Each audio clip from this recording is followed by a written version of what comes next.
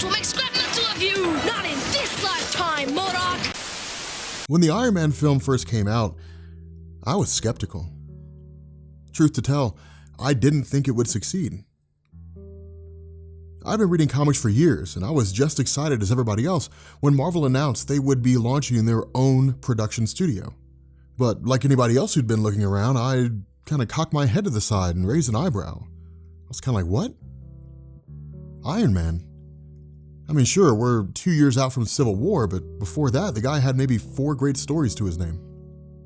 You got Captain America, you got Thor, you have all these characters you can make movies on. Why would you start with Iron Man? And so release day came. My dad, my sister, and myself, we went to go see the film. Some 2 hours later, we walked out, and I stood corrected. I remember looking at my dad and saying, this is the future of comic book movies. Everyone's going to try to emulate this now. Fox and Sony, they've been trying to do it for years with the X-Men and Spider-Man respectively. If they can pull this off in future films, this will create an era of comic book movies, the likes of which we've never seen.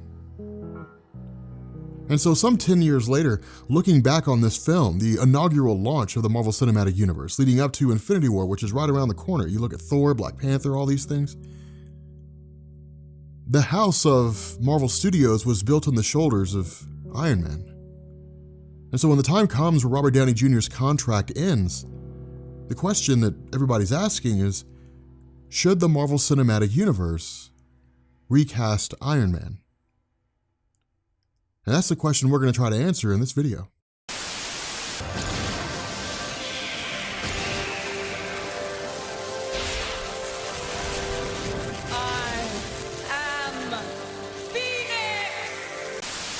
The story of the Marvel Cinematic Universe is one of near collapse. It's death and rebirth. It's the story of the Phoenix. When Superman was introduced in 1938 with Action Comics #1, DC unwittingly set in motion what amounted to a great gold rush of comic book superheroes.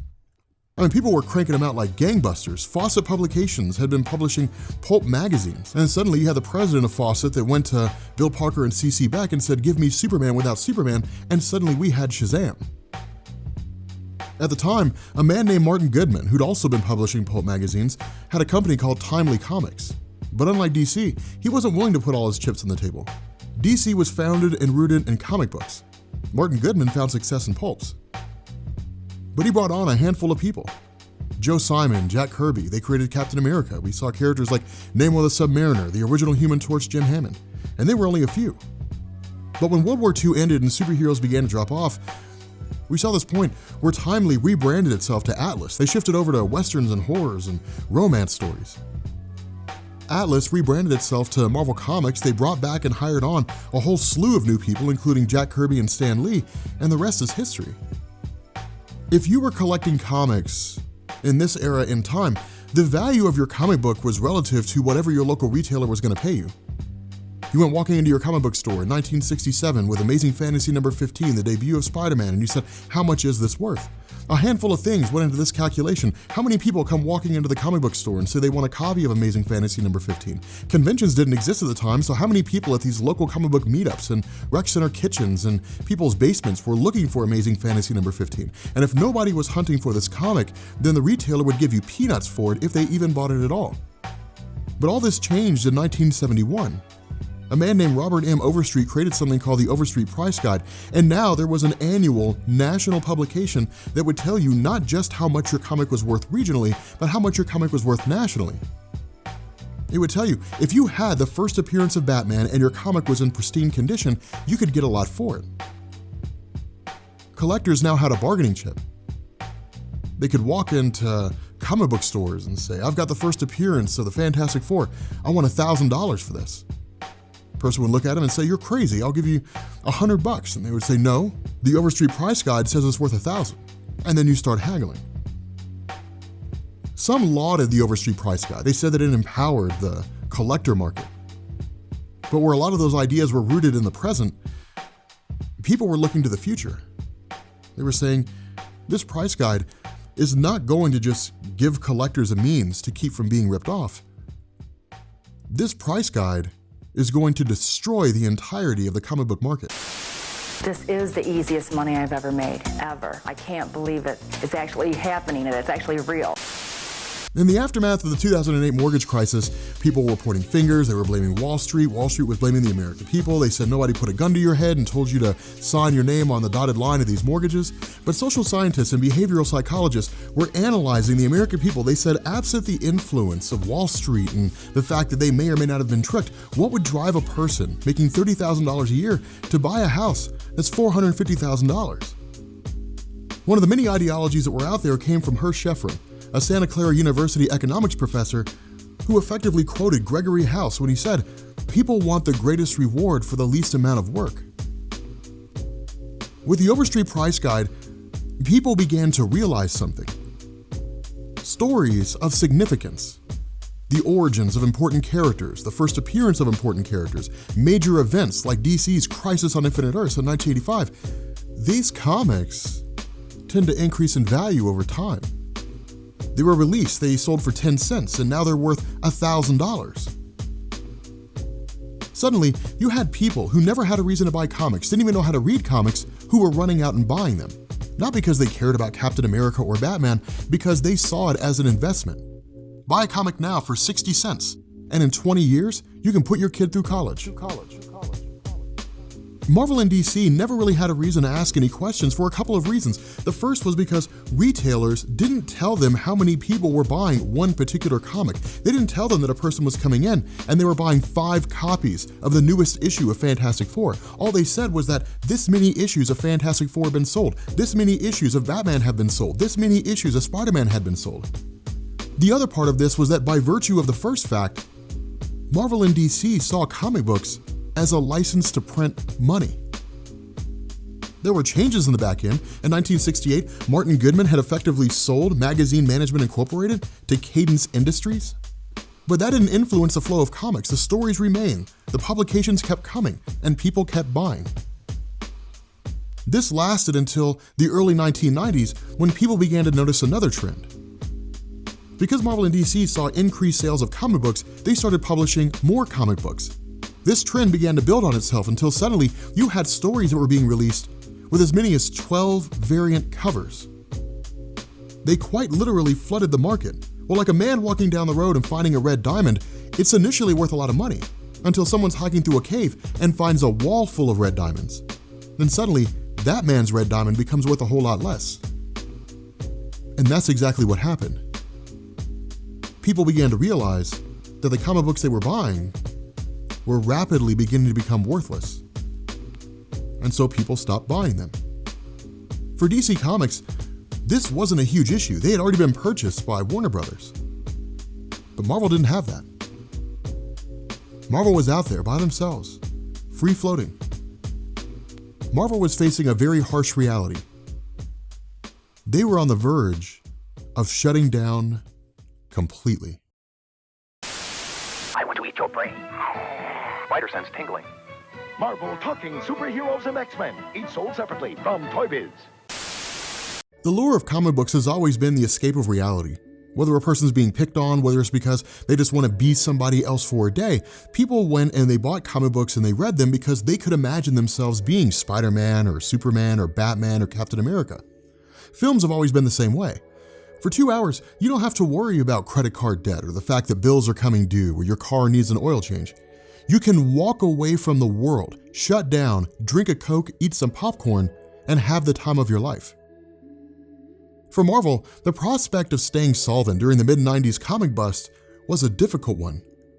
The company had effectively put itself out on the street and said, anybody who wants to buy us, feel free. And there were a couple companies that took advantage of it, and it shifted hands. Between 1986 to 1997, Marvel had 3 owners. Marvel started licensing out film rights to various companies.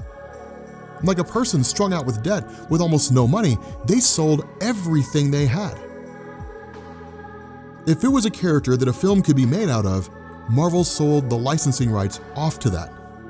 Fox got the X-Men, they got the Fantastic Four, Sony got the whole Spider-Man universe. By the late 1990s, Ike Perlmutter and Avi Arad had already found success in Toy Biz. They were making toys for various companies. Marvel needed a financial backer. and Avi Arad and Ike Perlmutter came to the rescue. They effectively bailed Marvel out. They gave it all the financial backing that it needed. This allowed Marvel to bring in a whole host of new writers and new artists, all under the leadership of a man named Joe Quesada. But that was the comic book side. Marvel realized that in order for them to stay financially solvent outside of comic books, whose popularity was beginning to wane going into the early 2000s, Marvel needed another branch of revenue that was stable. Comic book characters and stories had long since left the pages of the respective publishers and jumped on television and the silver screen. And the idea made sense that if Marvel was going to have superheroes in films, why not make them themselves? But the backing of Toy Biz wasn't enough to finance the entire launch of a production studio. That was just too much money. And so in 2005, Marvel approached Merrill Lynch with a deal. Give us $525 million, we'll launch a production studio, you'll make your money back plus interest. But they had to put 10 properties on the line to make it happen. Captain America, The Avengers, Nick Fury, Black Panther, Ant-Man, Cloak and Dagger, Doctor Strange, Hawkeye, Power Pack, Shang-Chi. If Marvel failed to live up to their agreement, they would have lost them all. Marvel would have been worse off than they had been before they approached Merrill Lynch. Marvel was backed into a corner. They had to somehow launch a production studio, create a series of movies, make back $525 million just so that could be paid to Merrill Lynch, and then in turn, make a profit. Marvel already brought on Jon Favreau. He was agreed to direct the first Iron Man film, but Marvel wasn't sure who to hire for the character. Jon Favreau wanted Robert Downey Jr. Marvel said no, the guy had a checkered past, and Favreau said, if you want me to direct this film, then you get Robert Downey Jr. If he's not in it, I'm not in it. And so Marvel made it happen. If we're being honest with ourselves, this was a huge gamble. It was a risk. Iron Man was a character who was so obscure to the general public, Marvel's biggest difficulty was convincing people he wasn't an actual robot, that there was a man inside that metal suit. But people were intrigued. People looked around and they said, we have the X-Men from Fox, we have the Fantastic Four from Fox, we have the Spider-Man movies from Sony, and they've been fine. But we're talking about a company that created these characters, in turn, making movies out of them. The success of Iron Man catapulted Marvel to the top. Marvel was so successful with creating their own cinematic universe, everybody tried to follow suit. Like DC Comics, with the launch of Superman, Marvel was the frontrunner. Everybody else was fighting for second place. Robert Downey Jr. is the face of the cinematic universe. When people think of Marvel movies, they think of Iron Man. People will go see a movie they wouldn't normally see because Iron Man is in it. Spider-Man is the face of Marvel Comics. He's the most popular character Marvel Comics has, and the Marvel Cinematic Universe film for Spider-Man featured Iron Man as a way to draw people in who were a little unsure as to whether or not they wanted to see it. Robert Downey Jr. is too popular to let go. But if his contract ends and he walks away, can anyone fill those shoes? And this is the point of this video. The answer to that question is no. People will see Iron Man, they'll see Tony Stark, and they will forever associate him with Robert Downey Jr. He's the Mark Hamill of the Marvel Cinematic Universe. He'll go on to make great films, he'll go on to be featured in whatever appearances he makes. But no matter what happens, people will see him, and in the back of their mind, they'll say, he's Iron Man.